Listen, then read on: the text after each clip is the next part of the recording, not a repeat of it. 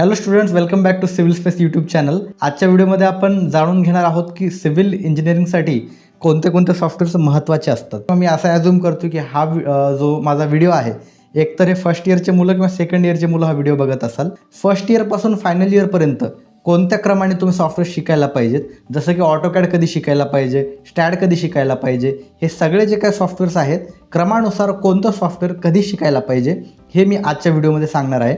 तर नमस्कार विद्यार्थी मित्रांनो, माझं नाव आहे अक्षय रवंदळे आणि चॅनल आहे सिव्हिल स्पेस. तर कसलाही वेळ वाया न घालता आपण व्हिडिओची सुरुवात करूयात. तर पहिलं सॉफ्टवेअर जाणून घेऊयात. बघा, आपल्याला कोणतं यायला पाहिजे. सगळ्यांच्या डोक्यात असं असेल की आता अक्षय सर आपल्याला ऑटोकॅड सांगतील, पण ऑटोकॅड यायच्या अगोदरसुद्धा तुम्हाला MS ऑफिस यायला पाहिजे. MS ऑफिसमध्ये तुमच्या कोणते सॉफ्टवेअर इन्क्लूड आहेत? मग MS वर्ड झालं तुमचं, MS पॉवर पॉईंट आणि सगळ्यात महत्त्वाचं MS एक्सेल. हे 3 सॉफ्टवेअर तुम्हाला यायलाच पाहिजेत. मी अशी अपेक्षा करतो की हे सॉफ्टवेअर तुम्हाला सिव्हिल इंजिनिअरिंगला ॲडमिशन घ्यायच्या अगोदरपासून येत असते. फर्स्ट इयरमध्ये सिव्हिल इंजिनिअरिंगला ॲडमिशन घेतल्याच्या नंतर इंजिनिअरिंग ग्राफिक्स हा सब्जेक्ट इंट्रोड्यूस केला जातो. जेव्हा पॅरललमध्ये इंजिनिअरिंग ग्राफिक्स सुरू असतं तेव्हाच तुम्ही ऑटोकॅड सॉफ्टवेअर शिकून घ्या. यामध्ये तुम्ही काय काय शिकायला पाहिजे? 2D ड्राफ्टिंग शिकायला पाहिजे, त्यातल्या त्यात इलिव्हेशन, सेक्शन, प्लान कसा ड्रॉ करायचा असतो ते ऑटोकॅडमध्ये शिकून घ्या. फर्स्ट इयर पासआउट झाल्याच्या नंतर जसं तुम्ही सेकंड इयरमध्ये याल, जस्ट सेकंड इयरमध्ये आल्याच्या नंतर बघा तुम्हाला building planning and drawing subject introduce केलेला असेल. जर फर्स्ट इयरमध्येच बिल्डिंग प्लॅनिंग ड्रॉइंग हा सब्जेक्ट सुद्धा तुम्हाला जर इंट्रोड्यूस केलेला असेल तर पुढचं सॉफ्टवेअर तुम्हाला शिकायचं बघा स्केचअप.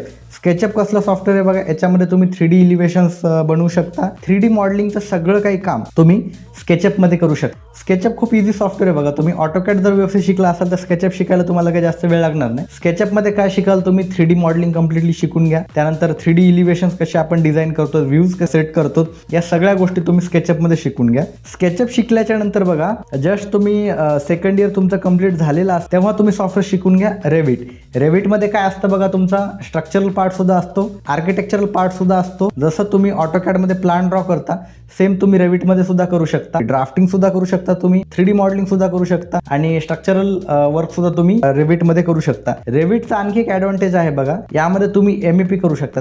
MEP म्हणजे काय? मेकॅनिकल, इलेक्ट्रिकल आणि प्लंबिंग, यालाच आपण BIM सॉफ्टवेअर सुद्धा म्हणतो.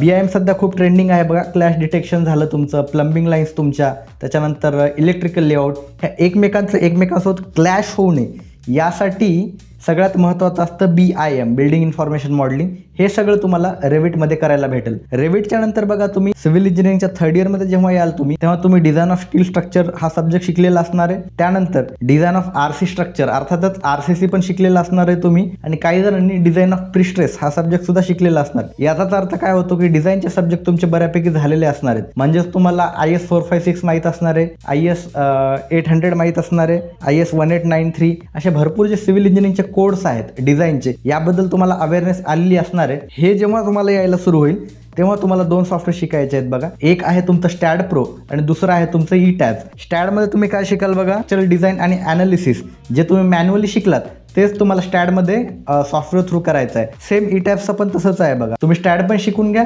ETABS पण शिकून घ्या आणि यांचेच एक एक्सटेंडेड व्हर्जन बोलू शकतो. स्टॅडचं जसं आहे बघा तुमचं RCDC, यामध्ये डिटेलिंग करायची असते आपल्याला, रिएन्फोर्समेंट डिटेलिंग, ती तुम्ही RCDC मध्ये शिकाल. आणि ETABSचं एक एक्सटेंडेड व्हर्जन आहे, सॅफे नाव आहे त्याचं, त्यामध्ये तुम्ही फाउंडेशन डिझाईन वगैरे सगळं शिकाल. तर हे 2 सॉफ्टवेअर तुम्ही थर्ड इयरमध्ये असताना शिकून घ्या. जेव्हा तुम्ही फायनल इयरला जाल बघा तेव्हा तुम्ही स्ट्रक्चरल सॉफ्टवेअर शिकलेला असाल, आर्किटेक्चरल सॉफ्टवेअर जसं की ऑटोकॅड शिकलेला असणार आहे, त्यानंतर तुमचं स्केचअप शिकलेलं असणार आहे तुम्ही. हे सॉफ्टवेअर तुम्ही तेव्हा शिकलेलं असणार आहे. फायनल इयरमध्ये आल्याच्या नंतर बघा बऱ्यापैकी विद्यार्थ्यांना फायनल इयरमध्ये सब्जेक्ट कोणता असतो? प्रोजेक्ट मॅनेजमेंट हा सब्जेक्ट असतो किंवा इंजिनिअरिंग मॅनेजमेंट, हा भरपूर नावाने हा सब्जेक्ट तुम्हाला फायनल इयरमध्ये शिकायला भेटतो. तर ज्या ॲक्टिव्हिटीज आहेत त्या मॅनेज कशा करायच्या असतात याबद्दल आपण प्रोजेक्ट मॅनेजमेंट शिकत असतो. याच ॲक्टिव्हिटीज सॉफ्टवेअर थ्रू मॉनिटर करण्यासाठी 2 सॉफ्टवेअर आहेत बघा. एक आहे तुमचं MS प्रोजेक्ट आणि दुसरं जसं मी बोललो प्रायमावेअर. हे 2 सॉफ्टवेअर तुम्ही फायनल इयरमध्ये असताना शिकूनच घ्या. आणि आता बोलूयात बघा बोनस सॉफ्टवेअर. हे झाले तुमचे सगळे सिव्हिल इंजिनिअरिंगचे सॉफ्टवेअर्स. आता फायनल इयरला आल्याच्या नंतर जर तुमच्याकडे वेळ शिल्लक असेल तर एक मी सॉफ्टवेअर तुम्हाला रिकमेंड करेल, ते आहे V-Ray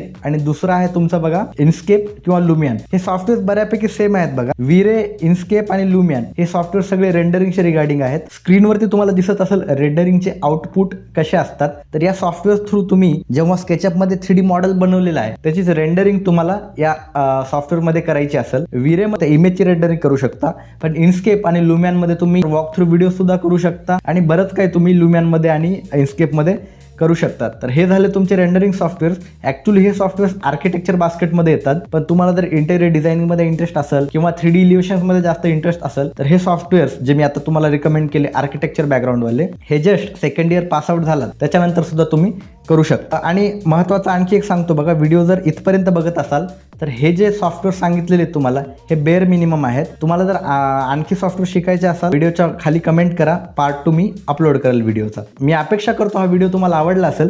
व्हिडिओ आवडला असेल तर व्हिडिओला लाईक करा आणि सिव्हिल इंजिनिअरिंगशी रिगार्डिंग नवीन रोज काही शिकायचं असेल तर या चॅनलला सबस्क्राईब करून ठेवा.